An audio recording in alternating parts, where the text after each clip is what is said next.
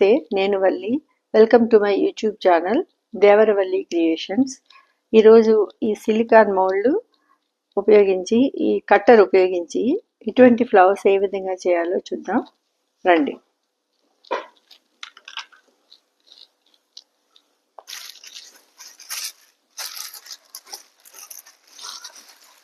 ఇట్లా తీసుకుని కట్టర్తో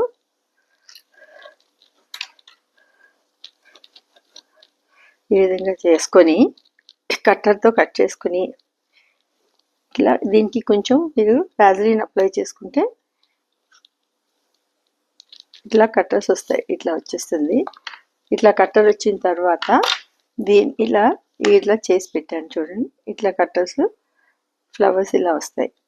ఇలా వచ్చిన తర్వాత దీన్ని కొంచెం వ్యాజిలిన్ అప్లై చేసి ఇట్లా ఏ ఫ్లవర్ మీద ఏ పెటల్స్ ఎట్లా ఉందో అట్లాగే పెట్టుకుని జస్ట్ కొంచెం ప్రెస్ చేసి తీసినట్టయితే ఫ్లవర్ రెడీ. ఇంకా మనకి కావాలి అనుకుంటే, ఇంకా వెడల్పు కావాలనుకుంటే ఇట్లాగా కట్ చేసుకుంటే ఇంకా మనకి షేప్ ఇంకా బాగా వస్తాయి. మీకు ఇట్లా పెటల్స్ని కొంచెం షేప్ చేసుకుని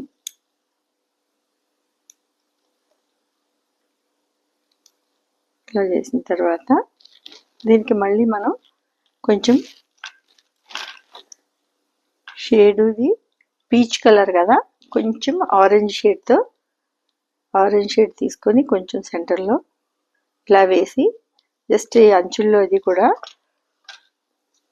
ఇలా పెడితే